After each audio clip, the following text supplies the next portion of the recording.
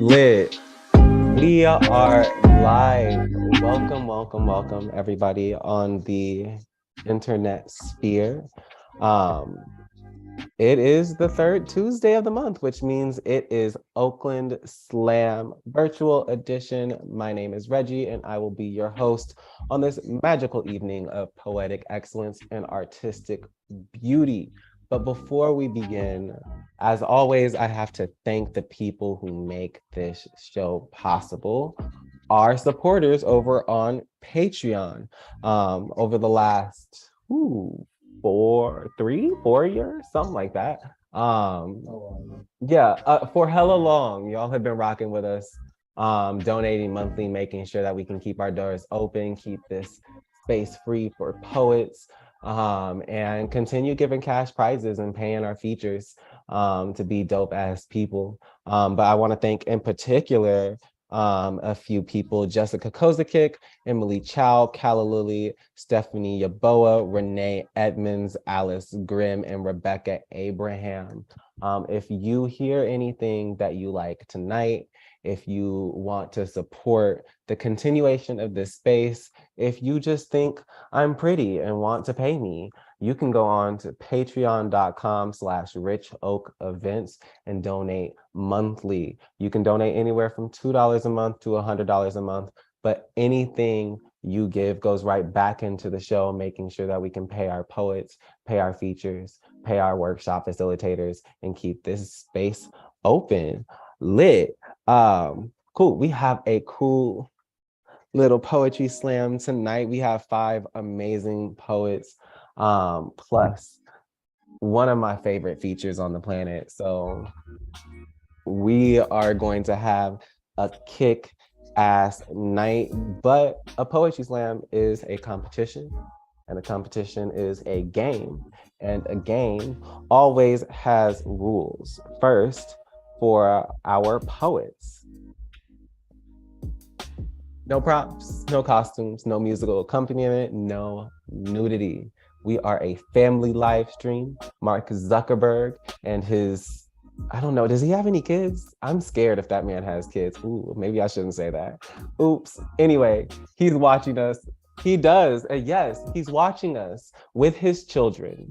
And he wants to make sure that the children are safe. So please, no nudity. But more importantly than keeping your nibbly bits off camera is the time limit. You got 3 minutes with a grace period of 10 seconds to spit your own original work. After 3 minutes and that grace period of 10 seconds, you will be deducted points by our scorekeeper, Becky. After 4 minutes, you will be muted by our slam god, Arvind. And I will have to come up unprepared, probably mid bong rip, choking, awkward, trying to recover that fumble. Please don't make me do that. It's going to be a terrible sight to see. So whatever you do, don't go over 4 minutes. Cool. That's it for the poets. Next, for the judges. Judges, you will be giving every poet a score from a 0.0 to 10.0 scale.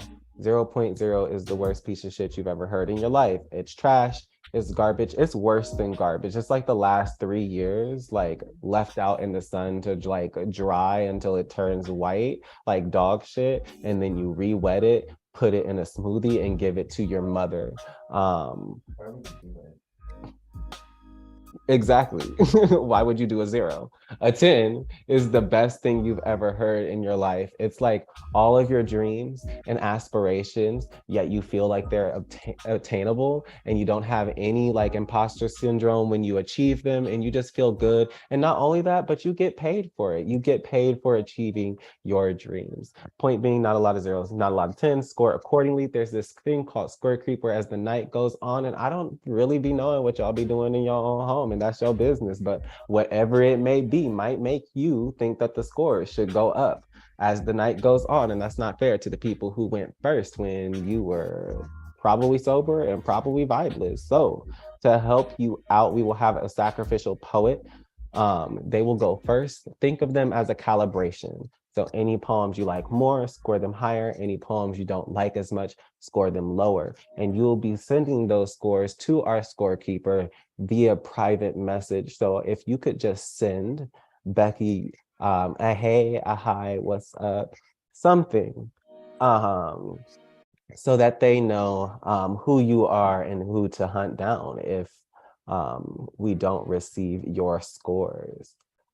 Lit. And then next, last but not least, you at home. Yes, I'm coming up in your house and I'm telling you what to do because I need you to like, share, and subscribe to our Instagram, our Twitter at Oakland Slam, and our Facebook at the Oakland Poetry Slam. We have a bunch of sister shows. We do a bunch of shit every month, so much shit that I can't even remember what we be doing sometimes. But I have social media, and following us on social media, even though like I run half of this stuff, is a great way for me to know when and where I need to be. And you want to know when and where to be because we are some of the hottest poetry shows in the country. And you want to say, Saweetie tapped into all that we have to offer each and every month. And then next, I need you to comment on the feed. Show these poets how much you love their work. Be supportive, drop those fire emojis. Don't be an asshole because our block button is strong, but all the love that you have to show. I go back and read the comment sections because we have a good block button, so it's all love in there. And this amazing stuff, the compliments, the lines that resonated with y'all, it all warms my heart. And I know that some poets do look back at those comments and it also makes their day. So definitely show that love in the comment section. And speaking of poets, just a general warning for everybody that this virtual stage is a freedom of speech zone, and people are going to come up here and say pretty much whatever the fuck they want. We don't censor people. That does not mean that you are free from the consequences of saying whatever the fuck you want. And we encourage people to have necessary conversations outside of the Zoom space. If you don't feel comfortable having those conversations or you hear something that makes you uncomfortable, you can let me know. You can let any of the organizers in the space know. You can hit us up on social media. We are all trained and able and enthusiastic about having those conversations. So don't hesitate to have them. But yeah, are we ready to hear who's going to be in this slam? I heard one woo and it was the motherfucker sitting next to me. Can we, are we ready to hear who's in the slam? Whoa! Okay. There we go. I got a woo. I feel validated now. All right, the poets will be reading in this order. We randomize the list. If you don't like your spot on the list, I'm sorry. Take it up with God. He's in charge of all of this, not me. But the poets will be reading in this order. We have Farah, then we have Dawn, then we have Nicole Tracy, then we have Kaya, then we have Lauren Lynn. Give it up for everybody who's touching this mic tonight.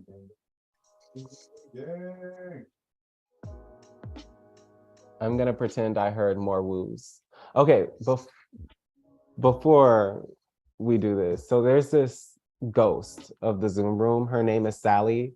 She has this very robotic voice. Poets. Yeah, if you don't cheer, she will cheer for you, and it's just as comfortable as you think it is. I think she's also writing poems through AI now. So like, yeah, don't let Sally AI will replace poets. Yeah, don't let AI replace you and cheer for all of the poets that are touching this stage tonight. So on deck, we have Farah, but give maximum love for your sacrificial poet. Give it up for Reggie. Oh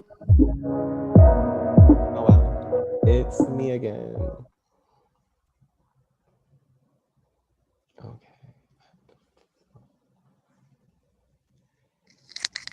I never saw my grandmother on the inside of a church or in front of a preacher. until one was looking down into her open casket. But I'm not lying when I tell you I saw God in her eyes more than I ever did in front of an altar.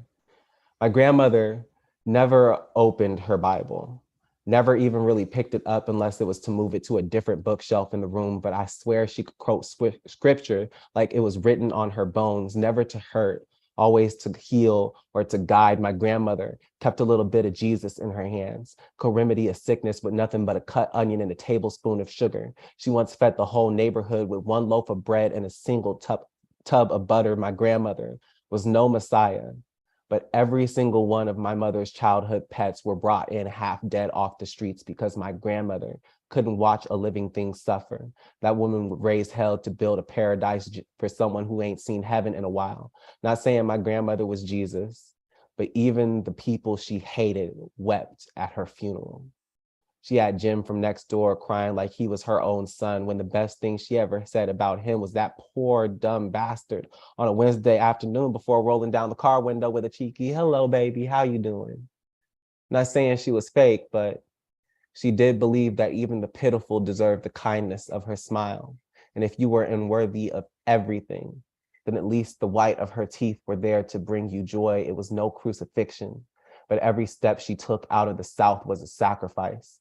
My family finding salvation in a trip up north, and the dream held in the starlight of a Black farm girl's eyes. So when I say I don't believe in God, it is because I watched her die slowly, painfully, diseased, withering away while still trying to hold my family together. To her, a tumor wasn't a tumor. It was the rain keeping her out of the garden that spring. It was the arthritis keeping her from turning the pages of her favorite novel. So when the cancer finally came for her, what could she say but, "I've been through this before. Just another inconvenience keeping me from hugging my grandchildren." And is that not holy? Is her bravery not sacred? Was she not one melody short of hemming herself into a song? Was she not two clasped hands short of being a prayer? She can be one if we benediction her memory into a litany of grief. Here, bow your heads with me. Close your eyes. I'll say her name to myself 3 times. Amen. Give it up for the poet. Ooh. I don't know who that was, but they're kind of fine. So, lit. Judges, that was your sacrificial poet. You can go ahead and send your scores over to our scorekeeper and try to send them in as quickly as possible. We like announcing the score of the previous poet after the next poet, if that makes any sense. Lit judges, so that was your sacrificial poet. You are experts. I believe in you. I trust you. I know that you will do well. Audience, you sitting at home and you in the Zoom room. I don't know about you, but trust is hard to come by these days. So I'm gonna need y'all to do me a favor. I need y'all to pop off in the comment section. Let them know what your favorite line is. Let them know what's fire. Try to sway these judges. Judges, whatever you do not look at the comment section. All right, everybody knows their roles? Good. All right, on deck, I'm pulling up the list now. We have Dawn, but give maximum love to the first poet competing in the slam. Give it up for Farah.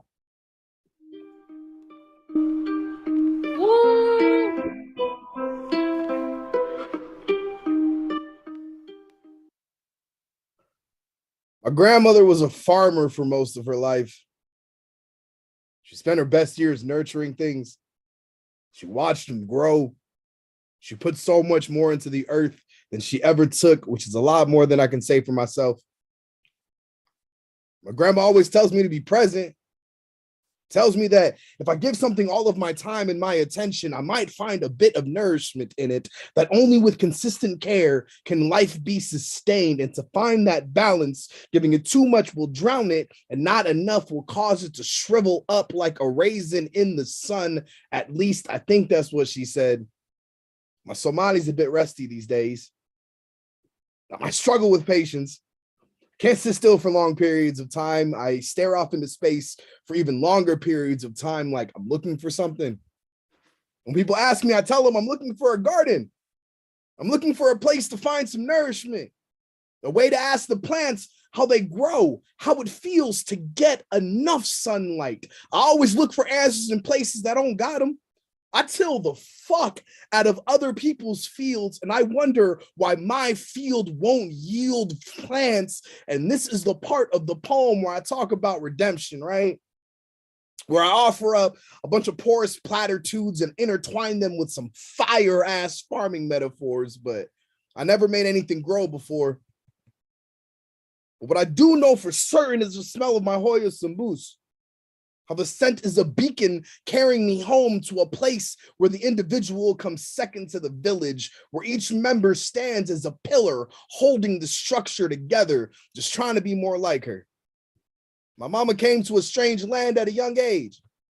Maybe that's where I get this from, this wandering spirit, this tongue covered in thorns picked up in the sweltering heat of Mississippi summers, in the bite of this Minnesota cold, and all of this unfulfilled potential. But still, even in my lowest moments, I can still hear her voice in the back of my head whispering, "Harigi Elahi hada qabsatid, adunko baku furmayo." So I learned to stop holding on to things that are not of my hands. My nigga, this is a refugee poem with a happy ending. Our smiles act as acts of civil disobedience.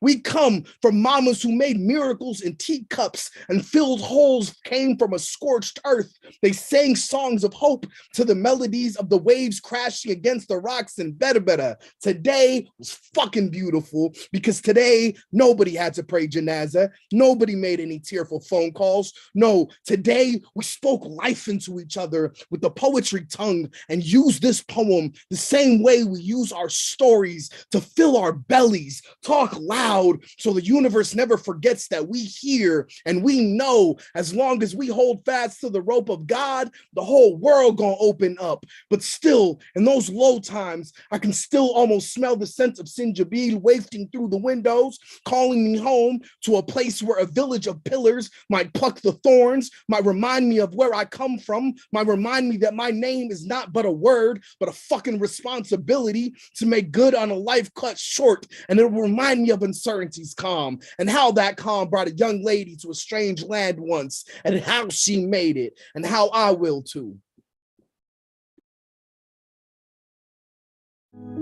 Gang, gang, gang. Give it up for the poet. Let's go, poet. Let's go. We got to be quicker than that. Sally's on our shit.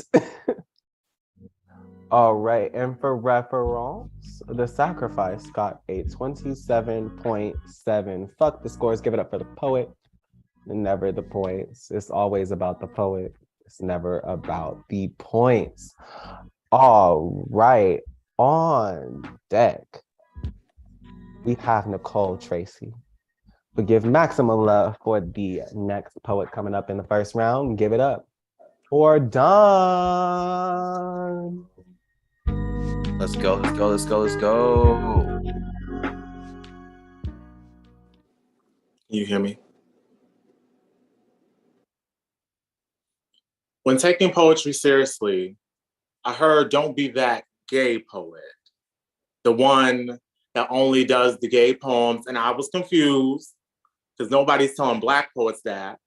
The ones that write about slavery, police brutality, or name dropping a dead Black body, because how stereotypical would that be? I've heard my work makes people uncomfortable.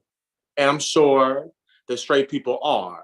The same way I'm uncomfortable when straight men spend an open mic talking about fucking a pussy that was never theirs to begin with. I've heard, why don't you write a poem about being Black? I say, didn't you just hear me spit? But ain't that the problem? You think we trade our melanin for a pride flag? A bunch of Black people doing whiteface think it's a choice. I learned that Nigeria and Kenya are two of the biggest consumers of gay porn. But I've created laws sentencing gays to death. Pakistan's most viewed porn searches are transsex and men fucking men, but queers can receive life in prison due to their sexual expression. America still creates homophobic laws, but acts like queer people are the poster child for privilege. Everyone enjoys our mouths in private, but never our plight in public. More worried about the poetry that I spit than a closet to casket pipeline. Unable to see the red sea of gays told to not talk about it. A bunch of hypocrites picking and choosing what struggle is acceptable. I've heard America needs to worry about those drag shows and these guns, same guns that fill babies up like coin collectors. One pull of that trigger and those bullets may fly out their mouths like pennies. It's never been about the children because America is the biggest pedophile I know, but y'all allow them to scare you into submission. I've heard Black people be homophobic, yet forget they may come for the queers first from Mississippi. The same state fighting against marriage equality is also trying to reinstate Jim Crow. Y'all so angry about what we do with our bodies, that what they will put around all our necks. I've heard male poets preach about protect Black women, but eat them alive outside of the venue. I've heard a poet talk about the importance of mental health, but call suicide cowardly. They say being a gay poet is such a cliche, but lying for public approval is so desperate. Folding a rainbow underneath my tongue isn't a luxury I have when liberation is the first language my body has known, and the world wants me dead, so I must keep going. One time, our father told me they wish their son was still alive to hear me speak. Another time, a girl's girlfriend cried in my arms, told me my work made her feel alive, so I needed to be known. Calling me a gay poet ain't no motherfucking insult. That's just homophobia getting caught in your dick-sucking throat. So the next time you want to know what type of poet I am, open them goddamn ears, because I'm only finna say this once. Okay.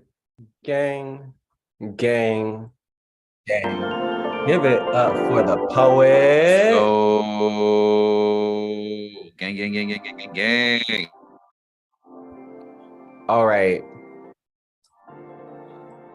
For reference, Farah got after a time penalty. Fuck a time penalty. Fuck linear time. Let's start there. Fuck time. But after a time penalty, Farah got a 24.6.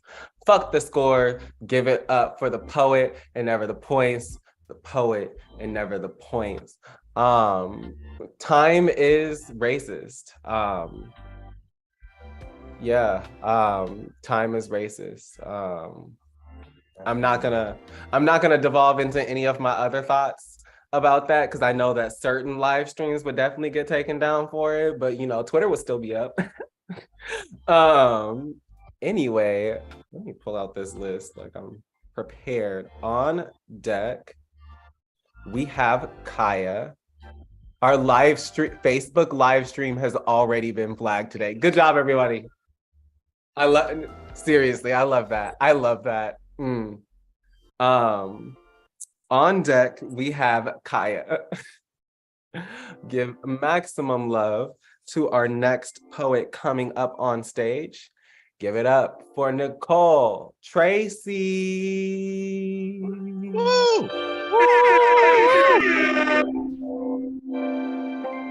Mic check. We can hear you.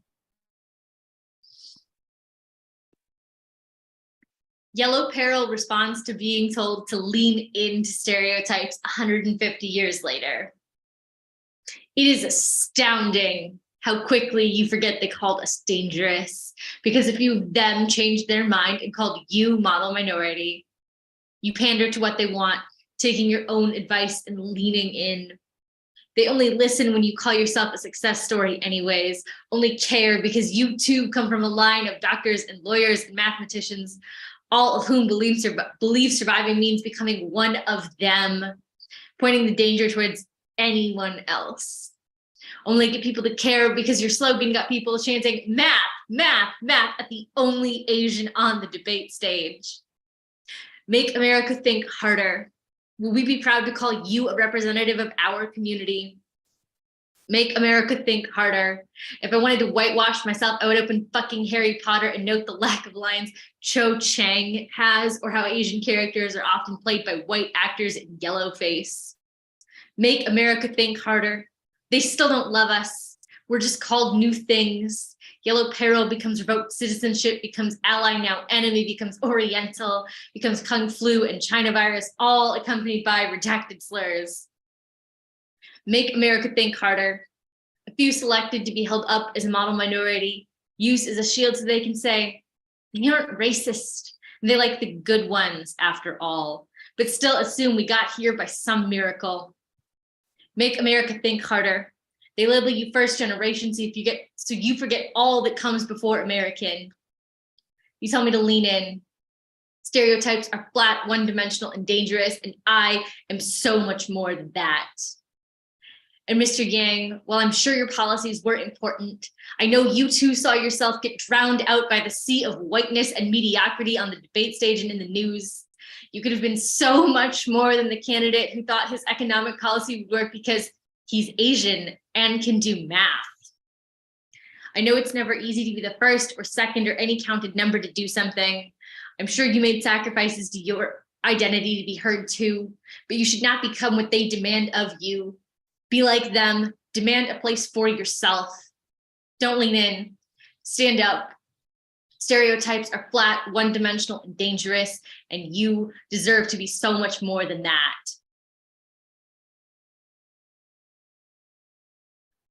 Gang, gang, gang. Give it up for Nicole. Woo. And for reference, Don got a 28.5. Fuck the scores, give it up for the poet. Never the points. We love poets. Fuck the points.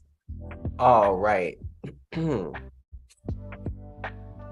All right, let me pull out my list. I think I actually got this, but yeah. On deck, we have Lauren Lynn, but give maximum love to our next poet coming up on stage. Give it up for Kaya.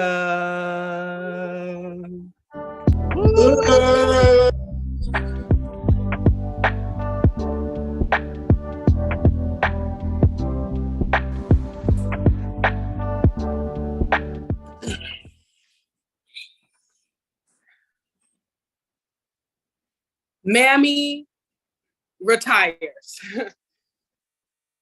I am tired of imparting warmth, imbuing wisdom. Nigga, pass the blunt, pop the bottle, shake some ass. I'm finna be old school, prayed up today. The sweaty, sexy, sacred. Let me get right with God on my own terms, damn it. That nigga know where the fuck I stay. Bathe yourself, bitch. My maid clothes coming off tonight. I deserve a nasty tongue and frozen gin-kissed lip as much as you soft-hand having ass bitches. My back has never been too brick, too tree trunk, too steel, too anything dead and strong and cold to need caressing. I feed my prayers righteous slick too, idiot. Don't I deserve to dance? Look not for me on the brightening horizon when the dew starts to twerk your nostrils hostile. Me and this comfort can never come to the phone again. Leave a message after all this season's chickens have lost their feathers. Ain't no broke step porch to find me on, knitting or shucking corn and wait for you to need my advice or my cheek kisses or my newest quilt. I'm already in my arch nemesis nigga bed, getting that good head, feeding him cornbread and becoming the kind of church even his heathen ass would pray in. You should have used me when I wanted to be spent. You should have needed me when my teeth were grit tight as nuts and bolts, holding everything together and so close to my chest, I mistook it all from my heart. You should have loved me when helping was the only holy I knew. Don't make me ask you again. Leave me alone. Leave me alone. Leave me alone. Leave me alone. Go the fuck away. Oh, you want the secret to hearing God loud and clear? Fine. Suffer.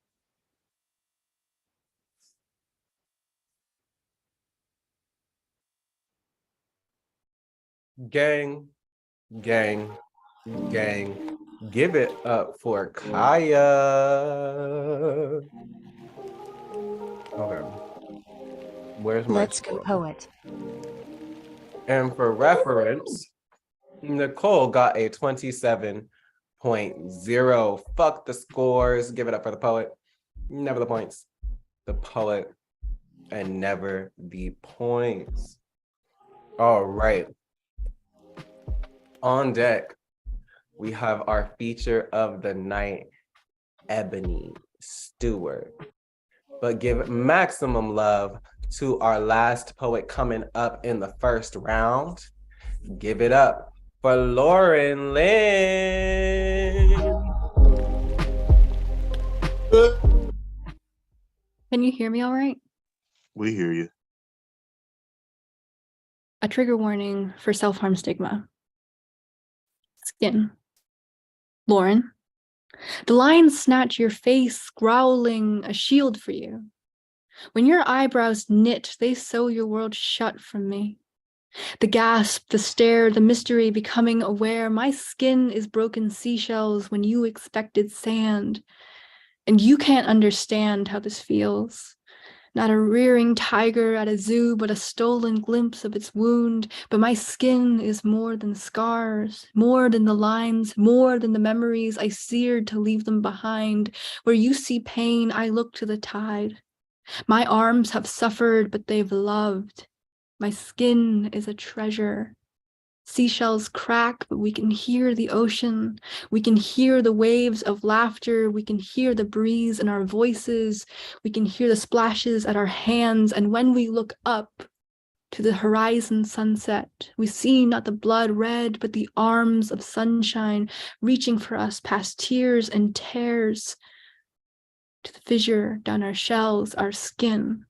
Yet when you see mine, you lurch back as if bracing for an attack. How can you only see the marks and memories? How can you only see the scars?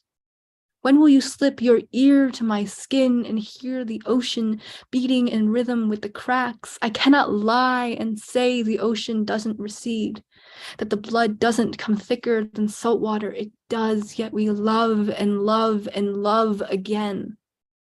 So here we are. And I can feel from this silence, the cold breath of this room, that our exhales are unmatched. We are fragments of the ocean still reaching for ways back. We are not the gasps, the stares, the rumors. No. Don't you understand what it's like to crave another human's touch? This skin of mine has been marked by me, but it holds memories. Listen and you hear the bracelets woven to knitted friendship, the whispered I love yous to salvage my tears, the flowers picked to poems, because we are not just ill, we are just human. Our eyes meet as the waves drum in our chests. Listen to the shells of my skin and hear not the pain, but the ocean within. Say my name, Lauren Lynn. And all that's left is human. Woo! Gang. Let's go. Gang. Give it up one more time for Lauren Lynn. And for reference, Kaya got a 29.1. Fuck the scores. Give it up for the poet and never the points. Poet and never the points. All right. Y'all, I'm really excited for this feature. Like, I had like not a bad day at work, but a stressful day at work because it's storming, and like that's been affecting like the power at my job. And I came home and I was like, ugh, I have things to do. There's Oakland Slam. And then I was like, Ebony Stewart is featuring. What the fuck? It was just like an immediate like, which is the best way to describe Ebony Stewart, which is like a huge light in the room. I remember when I was like a wee baby poet, you were one of the features that came to Berkeley Slam that reminded me why I wanted to be a poet. I remember studying your YouTube videos religiously. I literally just showed one of my students your recording of Eve like today. So like one of the best poets hands down that America has to offer. Like one of my favorite people, always just so kind. So just I could say so much, but I'm not gonna say anything other than your bio. Ebony Stewart is an international touring, interdisciplinary poet, writer, and performing artist. Her work speaks to the Black experience with emphasis on gender, sexuality, womanhood, queer positivity, and race, with the hopes to be relatable, remove shame, heal minds, encourage dialogue, and inspire folks in marginalized communities. As one of the most decorated poets in Texas, Ebony is a respected coach and mentor, one of the top touring poets in the country, and the 2017 Woman of the World Poetry Slam champion. I know that's right. She has shared stages with many prestigious figures in the artist world, such as the late-Amiri Baraka, Carmen Carerra, Marsha Ambrosius, Patricia Smith, Rudy Francisco, Ariana Brown, Lupe Mendez, and so many more. She has performed in 48 states, like most of the states, at over 200 colleges and universities across the country, as well as featured internationally in Canada, Australia, and Ghana. She is the author of Blood Fresh, Home Girlhood, and Love Letters to Bald Fists. Her work has been featured in Button Poetry, Afropunk, For Harriet, Teen Vogue, The Texas Observer, Houston Public Media, the Breakbeat Poets Volume 2, Black Girl Magic 2021, Colorism Healing Writing Contest, Writing About Now Poetry, plus countless others. As a playwright, Ebony's one-woman shows Hunger and Ocean have received B. Iden Payne Awards and the David Mark Cohen New Play Award. Ebony is also a mental health advocate and former sexual health educator. With her recent master's in clinical social work, she is also soon the Hood's favorite therapist. Ooh, I'm excited. I need y'all to give maximum love. Like, I need y'all to unmute. I need y'all to cheer. I need you to wake your neighbors up. I need you to get like noise complaints gone to the police office right now. I need y'all to scream. I need you to scream bloody murder for Ebony fucking Stewart. Hey. Oh my God. Don't get no bigger. Thank you so much. Oh my, oh, thank you. Or whatever. Or whatever. Or whatever. No, listen. Thank you all so much, Reggie, baby. I can't believe you read that whole thing. I should have sent you a note. I did put some in the chat. You didn't look at it. It's okay. Real quick, I'm gonna share like 3 or 4 poems with you all. They are all new poems, like as in they haven't been shared with anyone, or they've only been shared like once or twice. So feedback is cool, but only if it's nice, because it's real new like that. And I'm just, you know, it's my children. The other thing, trigger warnings. I cannot possibly know what would trigger you. So I will say that you might be, and take care of yourself. But I can tell you that the use of the N-word is going to be used. There will be profanity, okay? And grief and loss will definitely come up as well.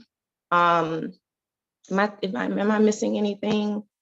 I don't think so. Let's just get into it, yeah?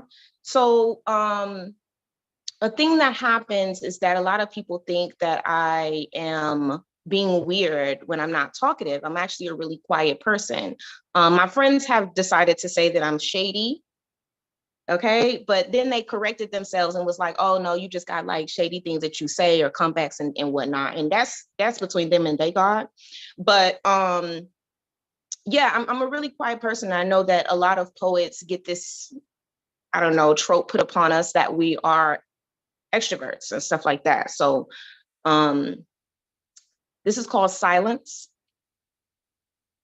I'm sitting on a panel and someone in the audience targets me asking how come I'm not answering any of the questions. They say they notice how quiet I am. Asks, do I not feel confident or am I not comfortable with the questions? Another person in the audience adds reassurance by saying they too are an introvert, but they also aren't a poet. So how dare I not use my voice? And I get it. I talk for a living, but I'm also not sure how to respond. So I say, only sometimes am I quiet. Almost always am I so observant that I know when and how to use my voice just from sitting in a room of folks that want to be heard. You want to hear from me, but I'm watching you with all 80% of these nonverbals. I don't just hear what people say. I pay attention to body language. I watch your nose and neck get red, saw your eyes dart and roll back in your head, heard the in your throat and watched your tongue coast your mouth into a response that felt smart, watched your foot tap and head tilt, saw your shoulders bend in, heard you clear your throat so you could seem confident, watched a person send a text message to a loved one, found all the exits in the room in case I gotta leave or fight my way out this motherfucker. I don't know. But rarely am I wrong about a person's character or a situation I pay close attention to. Energy is everything. Silence has been my main weapon of choice since the age of 8. I say that to say I'm undefeated when it comes to playing a quiet game. But the fire is also a flame, so I mind my tongue. See, the way I see it, if you have the answer to everything, you probably haven't been listening. And I know myself well enough to know when I don't know. I'm not an introvert, I'm an ambivert. So the question is not whether I can hold a conversation. The answer is if I want to. One thing about me, I'm not going to entertain everything, and I'm not going to pretend I have something to say when I don't. I'm not stupid, crazy, or dumb, but you remind me of somebody who ain't been popped in the mouth from saying something you ain't have no business, didn't know what you was talking about. Yeah, I know your type. Impressed with a person who gives the best answer to a question you already had the answer to, seeing you needing all the attention, trying to suck all the air out of the room, calling your insecurities ego. You're so vain. You probably think this poem is about you, don't you? Don't you? Well, I'll see your trauma with my trauma and raise you to be an adult that over-explains or overshares as a trauma response. I talk for a living, but I listen better. I like the space to think about my answers. But if me not talking right away isn't okay, then how the fuck I'm supposed to decipher me talking is? I think people forget that the mouth is important, that speaking is a gift that also knows curses, and silence doesn't have to be a weakness. Sometimes it's a form of self-control, and quiet people are some of the smartest snipers I know, because real G's move in silence anyway. Shout out to the quiet, private, and low-key folk that thought of 100 ways to kill you just from what we didn't say, but I don't know. Does that answer your question? Next one. So there's this thing that happens where like my friends, my mama, everybody that love me want to know why I'm single, okay? And I just want to let y'all know, if you are a person that is watching this or is in the chat and have asked me this, I just want to let you know that you have triggered me to write a poem, okay? Because I don't know why we not minding our business. And I don't know why I'm single, but also, you know that song, you know, the theme song to Living Single, right? Like, we are living, yeah, single. Okay. And in a nice kind of world. Okay. I'm glad I got my girl. Keep your head up. Keep your head up. That's right. Okay. Anyway, so what I'm saying is that that theme song definitely inspired this poem, because I was like, how can I express and explain, right? So I'm so single. I go to my calendar to look for dates. I'm so single. If it's a trip for 2, I gotta go twice. I'm so single. My mama got a picture up of my brother and his wife, my sister and her husband, me, and and motherfucking me. When my friends ask me why I'm still single, I explain it's probably because I'm a Scorpio Sagittarius, a fire underwater, and my love languages are all of them. I tell them my picker must be broke. Because emotional intelligence is sexy, but obviously I attract niggas that's either interested but inconsistent or don't give a fuck. Because anybody who want me gotta also make me feel wanted, because I have a lot of expectations and standards, but good dick ain't thicker than boundaries or loyalty, love, protection, and respect. But because dating someone who gives you great sex, good laughs, conversation, and good vibes is hard to come by, because I want princess treatment, but I act like a pit bull sometimes. And I said what I said, but I didn't have to say it like that. You right. But if you want to put something in this mouth, you got to be able to handle what come out of it, because my mouth can be the best or the worst thing about me, my nigga. I don't know, you decide. And it makes my pussy dry if I'm fucking you and having to be your mama. I get so tired of measuring my worth against unresolved childhood trauma, but when I talk like that, I'm too much. Because niggas who really deserve less also get to act like I'm not doing enough, because some people are more interested in submission than commitment. But I was raised by a single parent, so I wasn't taught to depend on, need, or ask for and be disappointed, because depression, because grief, because you can be a 10, but they don't want you on days when you feel like a 6, because you claim to have a good work ethic, but still give up easily. And I can't force anybody to be anything they not ready to be, so it's probably me, right? I'm a smart bitch with too many degrees, but don't know when she's staying past what they thought they needed but didn't ask for. See, some men view me as a conquest, only want to date me to humble and teach me a lesson. And I learned how small a nigga dick get when he can't debate his insecurities or have a simple disagreement during a conversation. Okay, so what had happened was he called me a bitch. So I asked why he always comparing me to the bitches who raised him. And then he said, let me leave before I smack the fuck out of you. And I said, oh, okay. Because I thought a nigga who hairline keep getting pushed back said something. I don't know why I'm single, but love is a series of choices, not just a feeling you get when you're lonely. Reciprocity is important. And I'm not perfect. I promise I'm gonna fuck up. I'm telling you, I'm gonna fuck up. Therefore, I require someone with relationship endurance who gonna put in the work, because relationships, yeah, they take work, but you can put in an application if you're trying to get this work. Cool. Next one. Remaining upon the same lines of why I'm single, right? I do realize that I am working through the parental damage that has been bestowed upon me from my parents. And a lot of people aren't willing to admit that they have, some parental damage from both parents, not just, the one that was present. And I say that to say because my dad wasn't in my life like as much, right? So this one is called Anxiously Avoidant. And so it's basically internal love languages and other attachment styles. The thing that is, if you could see it, you would see that it's like written with 2 columns going down the side of each other, because each side is representing a parent. Whenever and if ever I publish this, when you are reading it or holding it in your hand, you'll have the option to start wherever you want on either side, and it still makes sense because a bitch smart. Okay. You ask me if I love you, and I say, my mama been married 4 times and I'm not embarrassed. I say that to say she loved all of them too. So it's not all about love. I want to talk about what love ain't. My father chose my mother. My mother believed him up until she couldn't stop seeing his eyes wonder. I'm not saying no love was there. I'm saying sometimes people don't know what in the world they're doing. Some guy the world denied made my mother his bride, and it only took me being alive 15 years to outlive their marriage. And I'm the only love that lasted. What I mean is, I don't know if loving you means I matter, if you'll choose me over the world every day, or which one of us will end up wondering. I got my mama's eyes. I know you didn't think to look for yourself there, probably because I got my daddy's smile. You never met him, but when you get tired of me, it's also because I got his mouth. It should be said, my mama left.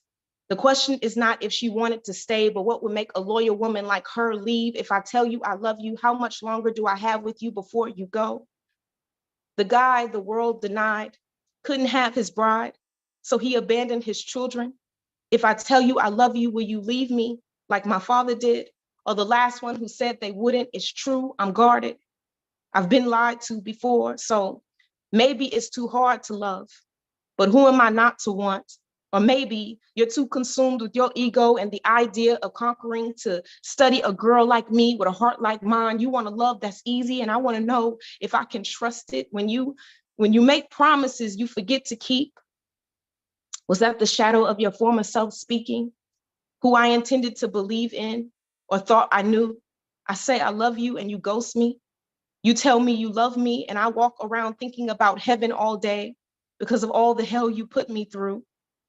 But that's relationships. They say never go to bed angry, but I get so tired of being sick of tired. I can let you leave, still love you, and never let you come back. I got my mama's wit and bitch, and I don't care how mad you get, we fucking.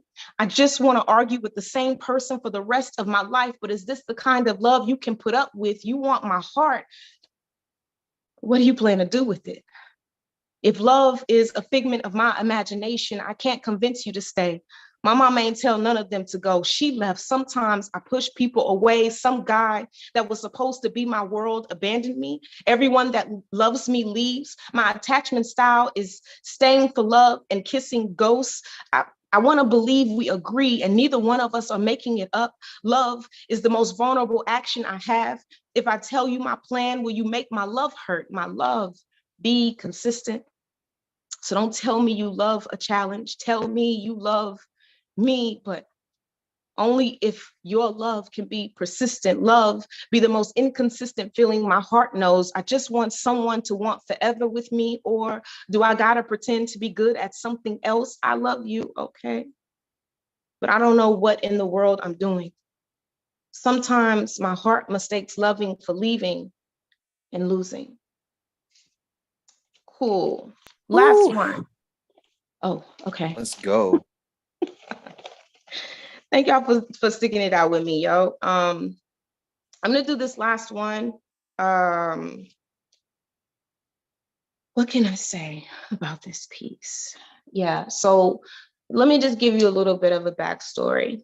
Last year, I released 2 different manuscripts. One was a re-release, one was Blood Fresh was the new one, and then Homegirlhood released right after that, all while I was touring because I was paying for grad school out of pocket like an idiot. I should have just had student loans. I mean, I don't know. A lot of niggas seem happy. They don't seem like they're worried about their student loans. So anyways, then in June, my dad passed away, but I needed to graduate in August. So I compartmentalized my feelings for most of that time. And so I have decided now that I graduated, I'm going to give myself a proper year to grieve my parent. And it has been, you know, grief is a monster. It's a beast. I'll say that. And I'm still trying to figure it out some days. Most days I'm good. You know, I'm back in therapy because I feel like I can't do this on my own. But what I'm getting at is also that I struggled to write last year towards the end of the year. I also struggled to read for enjoyment. And so now that all of these poems are like fleshing themselves out and just like pouring out of me, I'm really proud of myself that I'm able to do that and share that work with you. So I just want to say thank you to Oakland Poetry Slam for allowing this platform to take place. I'm going to share this poem called Good Grief. I have went around asking different people, you know, what this idiomatic phrase means. Good grief, I can't really figure it out. So this is me working through that.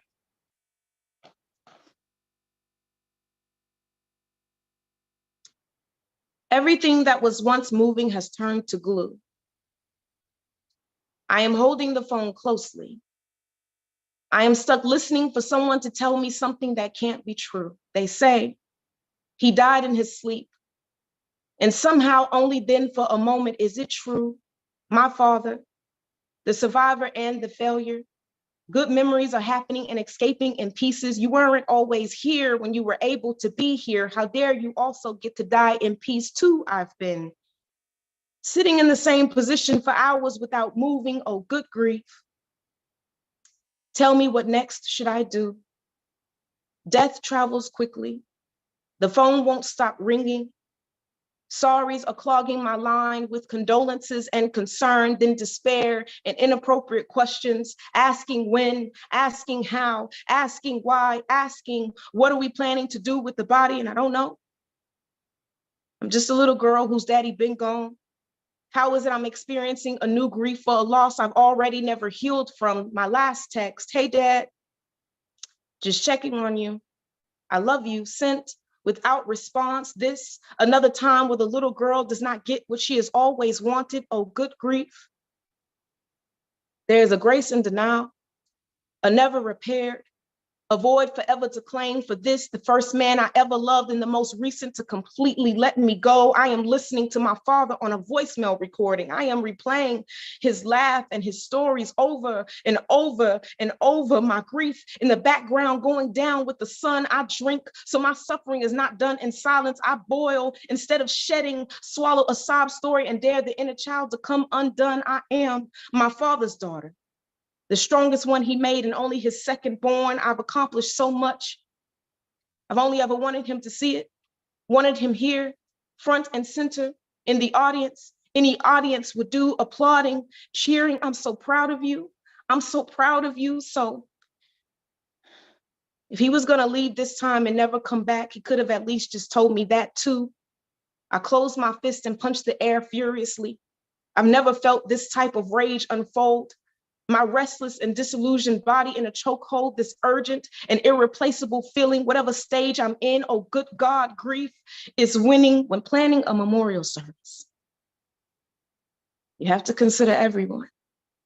And it doesn't matter if you've never planned a life event like this one before. Dead parents know the daughters will find language and money, will save face and face their fraught beliefs, believing that death is so final, it doesn't fix anything. Will practice changing tenses and listen to well-meaning people tell stories about a good man who wasn't always a good father. Oh, good grief. This pain we're forced to forever make peace with, or whatever that means. Thank y'all so much. My name is Ebony Stewart. I appreciate you tons and tons and tons. Gang? Gang. Oh my goodness. Fire. Woo, woo, woo, woo. That was a whole journey. And all of those poems were new. I feel like even more special. Like, oh my goodness. Whew. Ebony, what is the best way to support you? The best way to support me is always with monetary value. Okay. Period. So you can find me on on Cash App or Venmo. The name is still the same. Ebony N as in Nancy, Nicole, Naisha Stewart. And Stewart is spelled Stewart, and my Ebony is spelled with a Y. Also, if you look somewhere on my Instagram, the Cash App and all of them things is available. But yeah, however you feel free, baby. I just appreciate being here. I love you, Reggie. You know how I feel. I love you too. Oh my goodness. Thank you so much. Thank you so much. Whew. Okay. I see I have a list, but we only take the top 3 poets for Oakland Slam, right? We do, but I mean, it's only 5 poets. It's only 5 poets? Yeah. Are we just gonna take all 5? Yeah. I don't give a fuck. No cuts. I don't give a fuck. No cuts. I have no stakes in this. I'm not getting paid. This ain't my money. All right, so we're gonna take all 5 poets into the second round. So lit. Everybody gets to do a second poem. Love that. And we're gonna do reverse order of appearance. So the first. Oh yeah, we need Lauren's score, BTW. Thank you for the reminder. I got all caught up in the feels. Oh my goodness. Oh, Okay. bitch, I got it.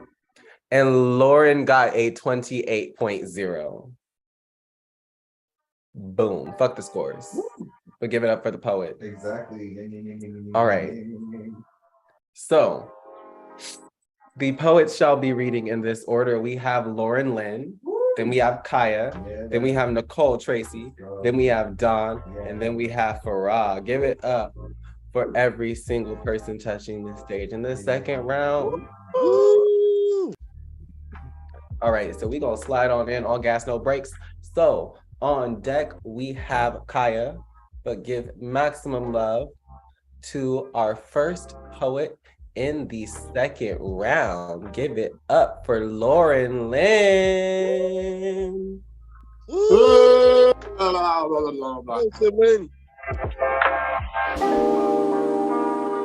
Can you hear me? Yes, we hear you. Sunsets for Grandma. Dear God, I used to envy the stars, burning oblivions ablaze in beauty, humming sweet while we wither, bitter. But now I know. When I gazed to escape, I was looking for Grandma in your twinkling eyes. Because you can't hold one without mourning the other. And now I clasp her hands in mine. They're cold, not like ice, nor like silver, but cold like the wind that takes a bite. My chest aches under its teeth. Grandma, but she can't hear me. She takes a breath the way the sun retracts its hands. She takes a sip the way the sun dips its fingertips. But when I call, she watches the wall the way the sun buries behind clouds. And when I ask her to remember, she stares and blinks the way the sun flickers before the storm. I remember the way she saved white chocolates wrapped in gold. I remember the way she prayed to you, Sangai, at her bedside. When I see her now, shadow clamped to her flickering throat, when I hear her crackling voice, cloud swallowing her once gleaming eyes, I can't. My eyes burn watching her.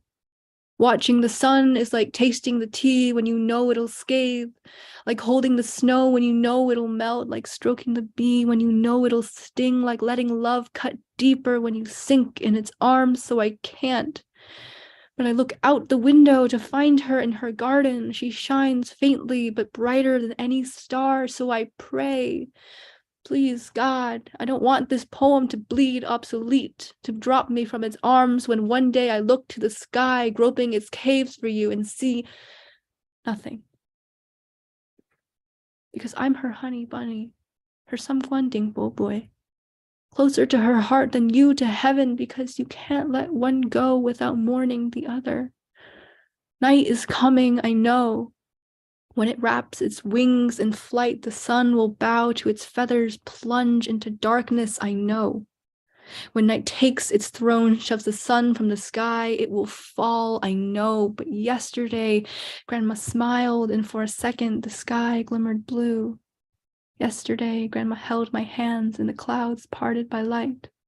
And today, I clasp her hands, hold her wrinkles in my fingers, trace her gray hairs by my knuckles, and tomorrow, night will come to swallow the sun whole, but there's something beautiful, even as my throat tightens, my hands tremble, and my eyes wet.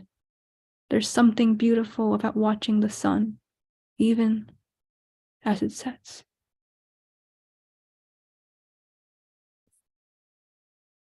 Let's go. Yay. Yay. Yay. Give it up for Lauren Lynn.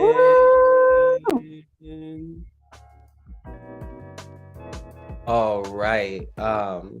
Normally I would give scores, but there wasn't a poet before Lauren. So we are going to move right in. So on deck, we have Nicole Tracy, but give maximum love to our second poet of the second round. Give it up for Kaya.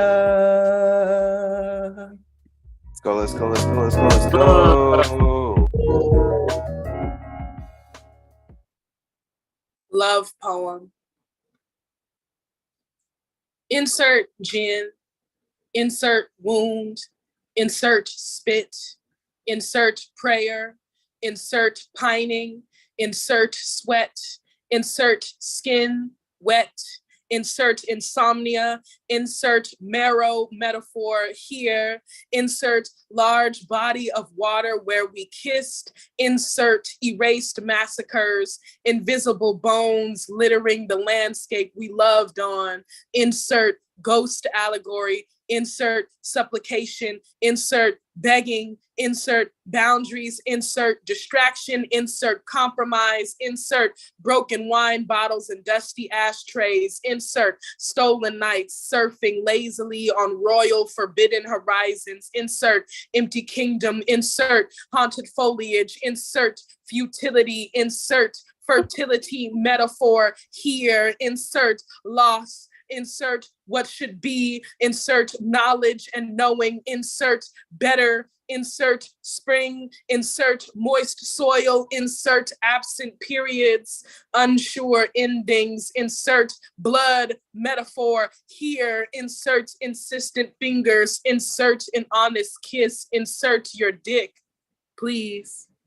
Insert the word yield, insert bend, insert skin, broken, insert lie, insert reality, insert antimatter, insert screaming, insert light beams, insert a holy velvet embrace, insert eager tongue, insert hateful wreckages, insert starving wood, insert harsh wind, insert cold tones, insert lonely bones, insert long drives on the river alone, the moon mocking me with her coyotes, insert the roadkill I made crying to our songs at the wheel, insert blurred vision, insert tinted glasses, insert perception, insert foresight, insert knowing, insert unnecessary force, insert crash, insert wound, insert blood, insert clot, insert gin, insert moonlight, insert silence, insert time, insert distance, insert space, space, space, space, space.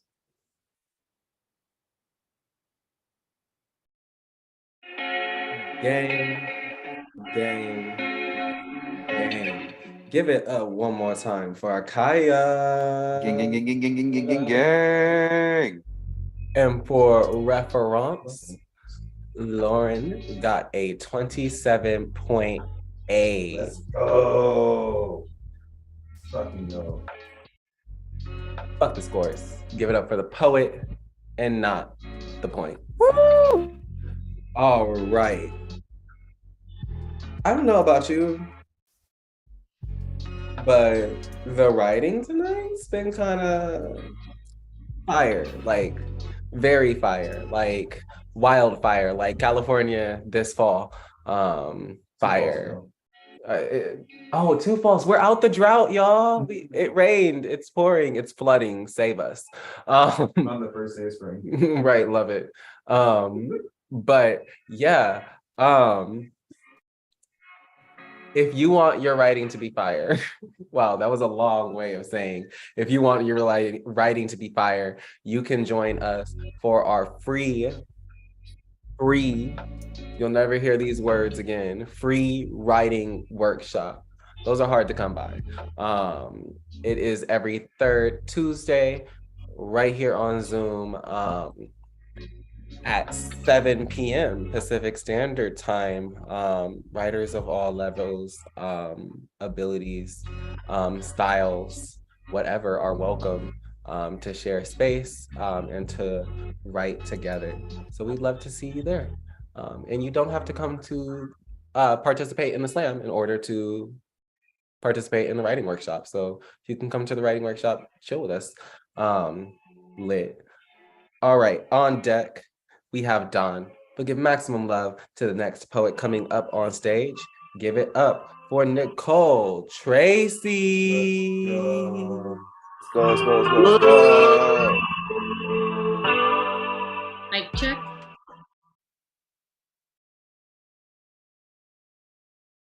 We can hear you.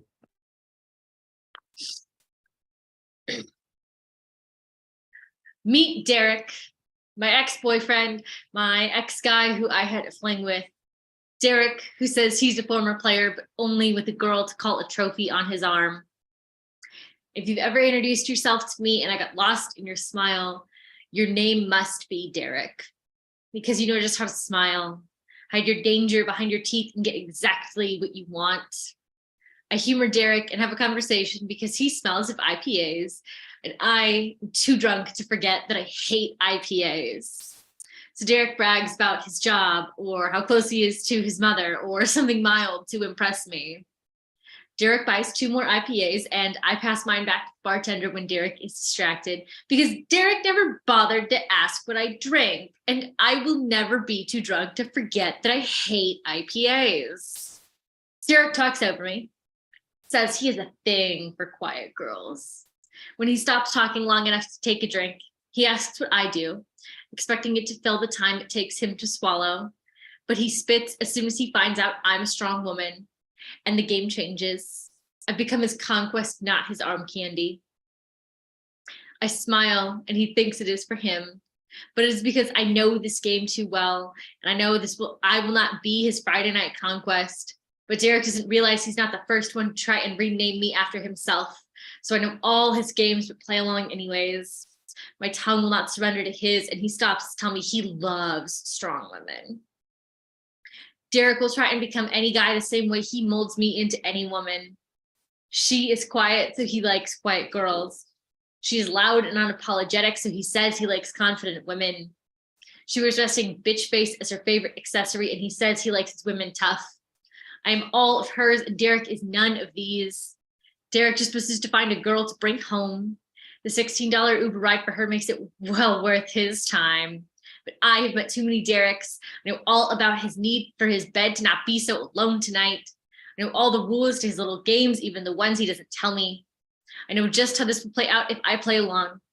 And I am too strong, confident of a woman to let myself follow another Derek home just for mediocre dick and a forgotten name. I can get off all on my own, and it is my name I scream, not his. Gang. Gang. Gang. Give it up for Nicole. And for reference, Kaya got a 28.3. Fuck the scores. Give it up for the poet and never the points. The poet and never the points. All right, we are almost through the night because on deck we have Baraka, but give maximum love to the next poet coming up on stage. Give it up for Dawn.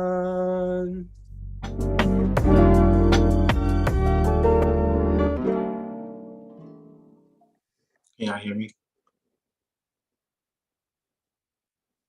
Yes. Yes. I've been recently diagnosed with a long-term disease. The doctors say it isn't curable. At my current rate, they do not know how long I have. I have been diagnosed with behavior. Only found in Beyonce stands, this disease makes it dangerous to love her. Our blood contains a hive of melody, makes us spend our rent to see her sing for 2 hours one time. I heard someone say Beyonce is the devil herself. Behavior almost made me rip his face apart. I had to turn Beyonce on to calm myself down, but in that moment, I heard her die inside of his mouth.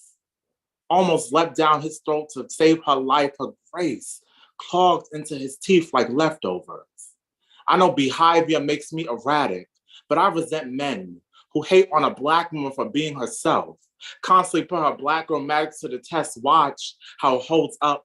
When glass ceilings become trash compactors, watch gleefully for Black women or Beyonce to fail, and if they succeed, they will call them damaged goods due to their battle scars. I watch Beyonce break records, and the men around me will say they know a nigga that can do that or put a woman up against her, proving this world cannot stand a Black woman's greatness without another one tearing her down. Beyonce is not perfect, but I cannot fathom what it must feel like to be the world's expectation of what a Black woman should be. an excuse, and every argument of cheating because Beyonce went back, you should too, speechless. When the world sees her as perfect, when her music, it was a reminder of her flaws and all, they will call me a pick-me for this poem. Now knowing that Black woman made me cozy about my sexuality before any man, made me 6 inches high on the heels of my own self-confidence. The first time I heard me, myself, and I knew that a man may drain my joy, but I would return as a reservoir of happiness. When I saw her bust out into full choreography with a baby on her stomach, I knew this is what walking on water must look like.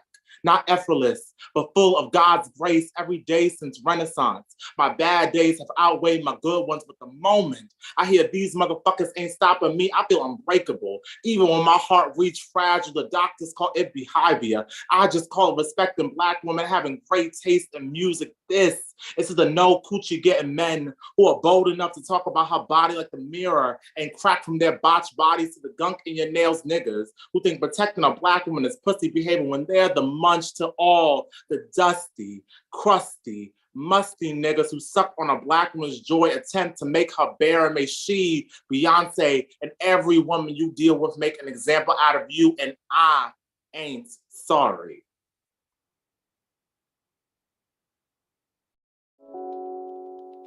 Gang, gang, gang, gang, gang, gang. Give it up one more time for Dawn. All right. Fucking go, poet. Before we move on, ooh, I'm really excited. Wow, like there's so much good shit coming up. Like one of my favorite things that we did, that we started during the pandemic, was our Make Gold workshop series, where we bring in a guest facilitator to run a workshop every week during National Poetry Month. It started off, our first year we had Janae Johnson. Yeah, the first year we had Janae Johnson. The second year we had Anita D. And this year we're going to have Joshua Merchant running workshops every Thursday during the month of April at 6 p.m. Pacific Standard Time. You're gonna wanna, this is why I told you to stay Saweetie tapped into our social media, because on Friday, the tickets go out. So yeah, it is sliding scale 0 to how many dollars? $0 to $25. Pay what you can. All of it goes back into running the space and to supporting the artists. So yeah, it's gonna be super great. Stay tuned. More information coming on Friday. Lit. But without further ado, on deck, we have finding out who won this money. But give maximum love. Oh shit. Oh shit. Oh shit. I forgot to share Nicole's score. Ooh. Nicole got a 27.4. Fuck the scores. Give it up for the poet. Okay. Ooh. There's a little bit of tequila in this, I'm not gonna lie. So, off my game. All right, on deck we have finding out who gets all of this money. But give maximum love to your last poet of the night. Give it up to Farah.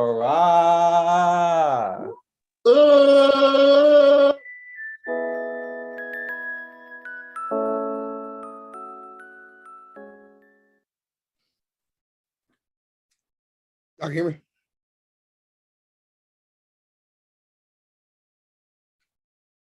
We can hear you. Okay, word.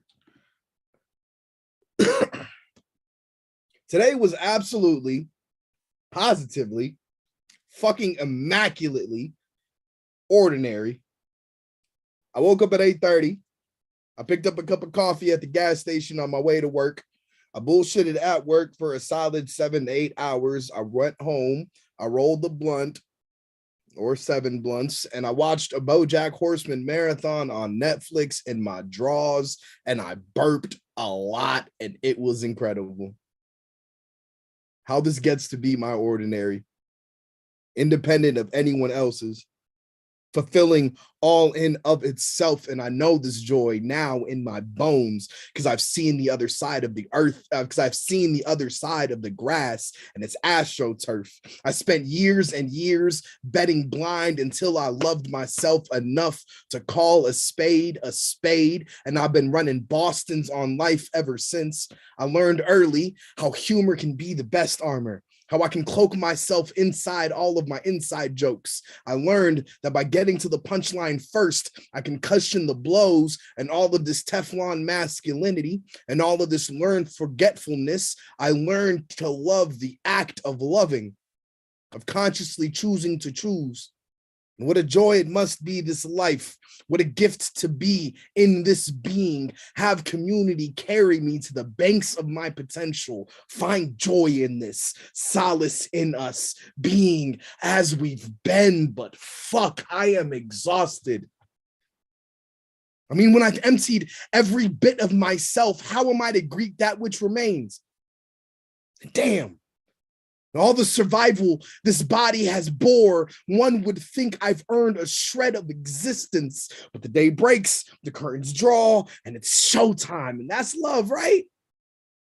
A way to negotiate a need for solitude with a fear of insignificance. I mean, what is a life if it's not lived of note? What is safety if it's not cloaked in some self-preserving armor? But this shell, oh, this shell's a good shell. I found a home here. This Rolling Stone found a place to set my hat, to pick up a cup of coffee at the gas station on the way to work, to roll a blunt or 7 or 14 or all the blunts. And damn, what a joy this Black history is, to live a life of note, to live a life that is rememberable by those who I choose to remember. And what a joy this is to be positively, immaculately, fucking deliciously ordinary. Gang, gang, gang. Woo! Give it up for the poet. Yo. Fucking go. And for reference. Whew, it's been a long day. It's been a long day. And for reference, Don got a 27.5. Fuck the scores, give it up for the poet. Never the points. The poet, never the points. All right. And that was quick. And Farah got a 28.4. Again, fuck the scores. Give it up for the poet. Never the points. All right. So while we're waiting for the scores, let me tell you about some of the other shows that we run. Of course, there's yours truly, the Oakland Poetry Slam, right here every third Tuesday on Zoom. Whatever streaming site you are currently watching. Yeah, we'll be here next month. Then there is the Berkeley Poetry Slam. That is in person in Berkeley, California. If you are in the area, you want to come to the next 2 weeks. Right. We are having our semifinals, our second semifinals bout tomorrow. And then we'll be having finals next week, determining who is going to be on the Berkeley Slam team, representing Berkeley at a couple regional competitions. So yeah, it's gonna be super lit. There's like a really amazing group of poets that have been competing all year for this. And it's really exciting. One of the poets in this room is not competing, but is flying 3,000 miles just to be there. So if I'm just saying, it's worth it. It's worth it. It's going to be amazing. I'm super excited for it. And then there is the Alchemy Open Mic every first and third Saturday on Instagram Live at RichOak Alchemy. And then we have a new show coming up. Ooh, new show alert. We have a Daydreamers Poetry Showcase and Open Mic at Medicine for Nightmares bookstore in San Francisco. And that is going to be every second Saturday. So our first show is in April. We have an amazing lineup of poets. You should slide through. I feel like I'm forgetting something. I don't know. No, I think we got it. I got it. Yeah, look at that. Look at that. I'm so smart. I'm so smart. Lit. But without further ado, I have these scores. All right. So, for reference, poets were not competing for fame. They were not competing for glory. They were not competing for bragging rights in a Zoom room full of strangers. That would be kind of weird. They're competing for money, the motivator, the thing that makes the world go round. Capitalism's bitch. We give $50 to first place. Oh, someone said inflation. Please don't say that word. I don't want to think about it. But I will announce the top 3 poets. So in third place, with a 55.6, we had Lauren Lynn. Oh, come on. And in second place, with a 56.0, we had Dawn. Which means in first place, winning 50 whole, I hope, are American dollars, with a 57.4. Give it up for Kaya.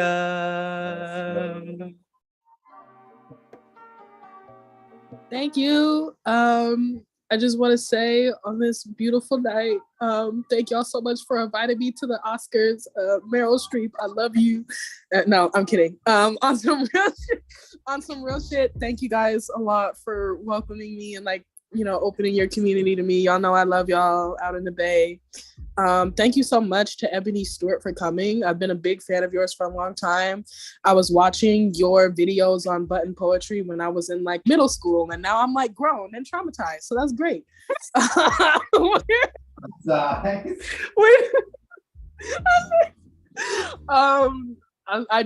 you guys. Thank you. Congratulations. Thank you. Thank you to everyone who read tonight. Thank you.